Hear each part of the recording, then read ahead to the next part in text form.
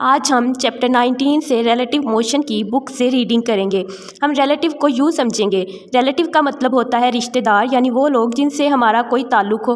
तो इस टॉपिक में रिलेटिव मोशन में हम चीज़ों की मोशन या इनकी रेस्ट की हालत को इर्द गिर्द के माहौल से ताल्लुक़ कायम करके इनका मुतालिया करेंगे।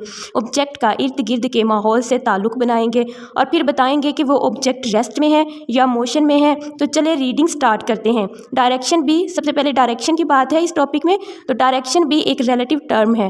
तो डायरेक्शन को ऑब्जर्व करने के लिए भी हम डायरेक्शन को माहौल से जोड़ेंगे और फिर इसे ऑब्जर्व करेंगे। व्हेन वी से बॉल इज़ थ्रोन अप, जब हम कहें कि बॉल ऊपर की तरफ फेंकी गई है, the up direction is only for that particular place. तो ये ऊपर की डायरेक्शन सिर्फ और सिर्फ एक मखसूस जगह के लिए होगी। It will be down position for a person on dramatically opposite side of a globe. मगर वो शख्स जो ज़मीन के दूसरी तरफ खड़ा गेंद को देख रहा है, इसके लिए गेंद की डायरेक्शन नीचे की तरफ है। इसे हम यूँ समझते हैं, जैसे कि डायग्राम में आप देख रहे हैं गुब्बारे उड़ रहे हैं। दो जगह से इन गुब्बारों को ऑब्जर्व किया जा रहा है। एक लड़का ज़मीन पर खड़ा है, उसे नज़र आ रहा है कि गुब्बारे ऊपर को उड़ रहे हैं और मैं नीचे खड़ा हूँ। और जहाज़ से जो लोग गुब्बारों को देख रहे हैं उनके लिए गुब्बारे नीचे की तरफ है, क्योंकि जहाज़ ऊपर बहुत ऊपर है, वहाँ से ज़मीन और उस पर मौजूद हर चीज़ नीचे की तरफ है। तो देखा आपने मुख्तलिफ लोगों के लिए गुब्बारों की सीमत कैसे मुख्तलिफ है। अब गुब्बारों की जगह आप गेंद को फ़र्ज कर लें।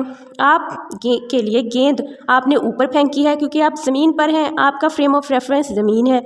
जबकि जहाज़ में जो लोग बैठे हैं वो गेंद को आपसे उलट सिमत में देख रहे हैं, इसलिए इनके लिए गेंद नीचे होगी, यानी उनका फ्रेम ऑफ रेफरेंस और है और आपका और है।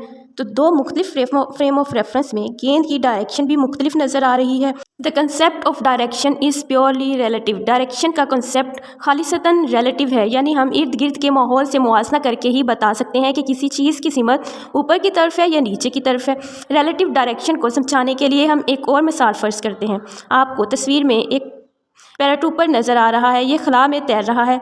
अगर आप ज़मीन पर खड़े होकर इसकी डायरेक्शन का अंदाज़ा लगाएं तो आप कहेंगे कि मैं नीचे खड़ा हूँ और ये पैराट्रूपर ऊपर की तरफ है, इसकी डायरेक्शन ऊपर है। जबकि अगर कोई ऊपर से उड़ते हुए जहाज़ से इसे देखेगा तो वो कहेगा कि मैं ऊपर जहाज़ में बैठा हूँ और पैराट्रूपर नीचे है। Similarly the rest position on or the motion of the object is not same for different observers. इसी तरह किसी ऑब्जेक्ट की रेस्ट की हालत और हरकत मुख्तलिफ ऑब्जर्वर्स के लिए मुख्तलिफ होगी, क्योंकि हम चीज़ों की रेस्ट की हालत और हरकत का पता लगाने के लिए इनका इर्द गिर्द के माहौल से ताल्लुक़ कायम करेंगे। अगर कोई चीज़ अपने इर्द गिर्द के माहौल के लिहाज से जगह तब्दील कर रही हो तो हम कहेंगे कि ये मोशन में है, और अगर जगह तब्दील नहीं कर रही होगी तो हम कहेंगे कि ये रेस्ट में है। For example, the wall of the cabins of moving trains are stationary with respect to passengers sitting inside in. मिसाल के तौर पर हरकत करती हुई ट्रेन के डिब्बों की दीवारें ट्रेन में बैठे हुए शख्स के लिहाज से रेस्ट में होती हैं, but are in motion to the stationary person on the ground. लेकिन जो शख्स ज़मीन पर साकिन खड़ा हो उसके लिए ट्रेन और उस ट्रेन की दीवारें और उसमें मौजूद मुसाफिर सब हरकत कर रहे होते हैं। सो वी कैन नॉट से whether the object is absolutely at rest और एब्सोल्युटली इन मोशन। इसलिए हम ये बिल्कुल नहीं बता सकते कि कौन सी चीज़ मुकम्मल रेस्ट में है और कौन हरकत कर रहा है। All the motions are relative to the person और द इंस्ट्रूमेंट्स ऑब्जर्विंग इट। सारी की सारी हरकत इस शख्स के लिए और इस इंस्ट्रूमेंट के लिए जो इनको ऑब्जर्व कर रहा हो रिलेटिव हैं। इसका मतलब आसान अल्फाज में ये है कि कोई शख्स ये नहीं बता सकता कि कोई ऑब्जेक्ट रेस्ट में है या मोशन में है, तो वो इस ऑब्जेक्ट को अपने इर्द गिर्द के माहौल से रिलेट करेगा, फिर बताएगा। अगर तो बॉडी अपनी जगह तब्दील कर रही हो तो ऑब्जर्वर कहेगा ये रेस्ट में है, और अगर जगह तब्दील ना कर रही हो तो ऑब्जर्वर कहेगा कि ये मोशन में है। मसलन इस ट्रेन में जो शख्स बैठा हुआ है उसके इर्द गिर्द का माहौल, ट्रेन, उसमें मौजूद मुसाफिर, ट्रेन की दीवारें हैं, तो वो तो रेस्ट में है क्योंकि ऑब्जर्वर भी रेस्ट में है, ट्रेन और उसमें मौजूद मुसाफिर भी बैठे हुए हैं, रेस्ट में है, दीवारें भी रेस्ट में हैं। तो वह कहेगा कि मैं रेस्ट में हूँ, और बाहर खिड़की से देखेगा को तो कहेगा हर चीज़ पीछे की तरफ जा रही है। इसी तरह जो बाहर रेलवे स्टेशन पर जो शख्स खड़ा इनको ऑब्जर्व कर रहा है वो कहेगा कि मैं रेस्ट में खड़ा हूँ, जबकि ट्रेन जा रही है और ट्रेन में मौजूद मुसाफिर, ट्रेन की दीवारें, सब चीज़ें हरकत कर रही हैं।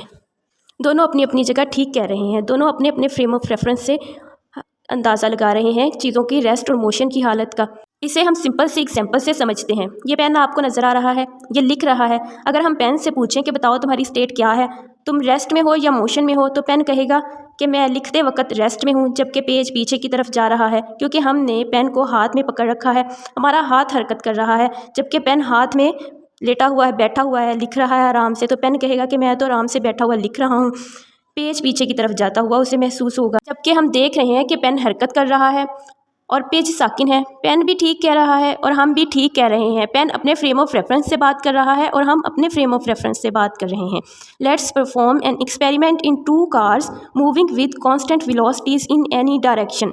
आइए एक तजर्बा करते हैं। फ़र्ज़ करें दो कारें सेम स्पीड के साथ किसी तरफ जा रही हैं। Suppose a ball is throne up, एक बाल ऊपर की तरफ फेंकी गई। It will come back straight down, तो वह सीधा नीचे की तरफ आएगी। This will happen in both cars, ये दोनों कारों में यही मंजर देखा जाएगा। मतलब दोनों कारों में मौजूद ऑब्जर्वर्स को लगेगा कि बाल सीधी लाइन में ऊपर और सीधी लाइन में नीचे की तरफ आ गई है।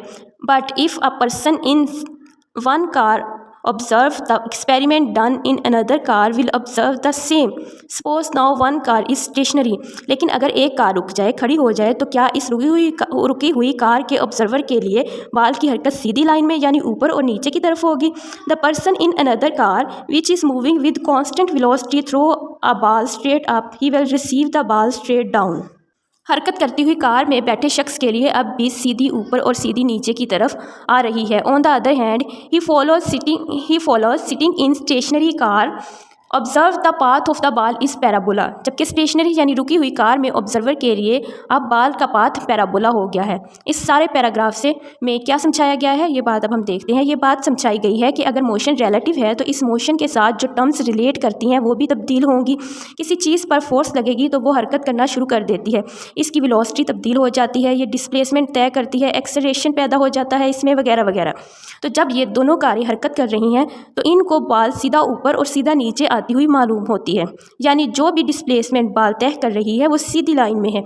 जबकि जब कार रुक जाती है तो ऑब्जर्वर रुकी हुई गाड़ी से चलती हुई गाड़ी में मौजूद बाल की हरकत को देखता है तो उसे बाल का पाथ पैराबोला नजर आता है। जबकि चलती हुई कार में जो शख्स बैठा है इसके लिए अब भी बाल सीधी लाइन में हरकत कर रही है।